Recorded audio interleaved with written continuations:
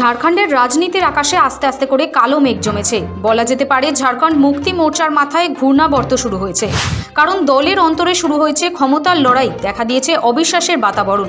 সেই অবিশ্বাসের বাতাবরণের মেঘ যেন আরও কালো হয়েছে একটি জল্পনা নিয়ে।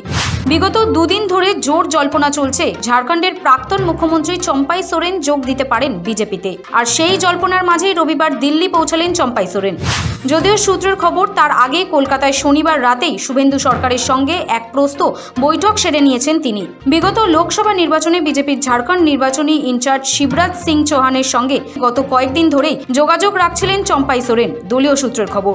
তারপরে রবিবার চম্পাই সোরেনের দিল্লিতে পা রাখা কার্যত জল্পনার আগুনে ঘি ঢেলেছে। এর আগে চলতি বছরের 31শে জানুয়ারি ঝাড়খণ্ডে রাজনীতির আকাশে মেঘ জমেছিল। যদি দুর্নীতি মামলায় বেআইনি আর্থিক লেনদেনের অভিযোগে 31শে জানুয়ারি ইডির হাতে গ্রেফতার হয়েছিলেন ঝাড়খণ্ডের তৎকালীন মুখ্যমন্ত্রী হেমন্ত সোরেন। বিপদকালীন পরিস্থিতিতে ঝাড়খণ্ডের রাজনৈতিক পট পরিবর্তন ঘটে।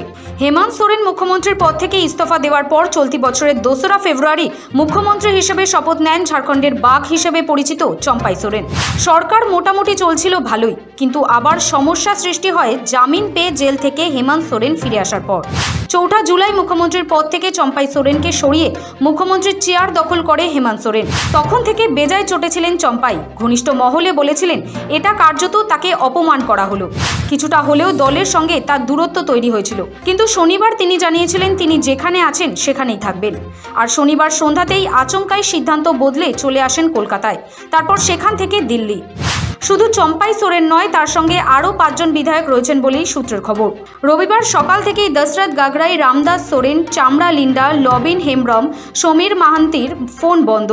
এই 5 জন সম্পর্কে কোনো তথ্য নেই এখন দলের কাছে। ফলে ঝাড়খণ্ড মুক্তি মোর্চা আশঙ্কা করছে সদল বলেই বিজেপিতে যোগ দিতে পারেন চম্পাই। যদি বিজেপিতে যোগ দেয় সেক্ষেত্রে কি হওয়ার সম্ভাবনা রয়েছে? সরকার কি পড়ে যেতে পারে? এই প্রশ্ন উঠছে ঘুরে ফিরে। 81 আসনের ঝাড়খণ্ড বিধানসভার ম্যাজিক ফিগার 41। শাসক জোটের হাতে ছিল 47 জন, যার মধ্যে ঝাড়খণ্ড মুক্তি মোর্চা 29 জন বিধায়ক, কংগ্রেসের 16 জন বিধায়ক, আরজেডির 1 জন বিধায়ক এবং সিপিআই লিবারেশনের 1 জন বিধায়ক। অপরদিকে বিরোধী শিবিরে রয়েছে 32 জন বিধায়ক, বিজেপির 25 জন, আজসুর 3 জন, এনসিপি অজিত পাওয়ার গোষ্ঠীর 1 জন এবং নির্দল 3 জন। ফলে ঝাড়খণ্ড মুক্তি মোর্চার চম্পাই সোরেন এবং আরও 5 বিধায়ক যদি বেরিয়ে যায় সেক্ষেত্রে বিজেপির অপারেশন লোটাস খুব সহজ পদ্ধতিতে হবে। অর্থাৎ অনাস্থা এনে সরকার ফেলে দেওয়া অনেকটাই সহজ হয়ে পড়বে বিজেপির পক্ষে। সেক্ষেত্রে দর কষাকষির খেলায় ঝাড়খণ্ডের মুখ্যমন্ত্রী হিসেবে আবার হয়তো দেখা যেতে পারে চম্পাই সোরেনকে। যদিও বিজেপির তরফ থেকে এখনো পর্যন্ত চম্পাই সোরেনের বিষয় নিয়ে কোনো মন্তব্য করা হয়নি। চম্পাই সোরেন বিজেপিতে যোগদান করছেন সেটা এখনো পর্যন্ত জল্পনা স্তরে। আর এই জল্পনা যদি বাস্তবে প্রমাণিত হয় সেক্ষেত্রে সরকার পড়ে যাওয়ার সম্ভাবনা তৈরি হয়ে রয়েছে।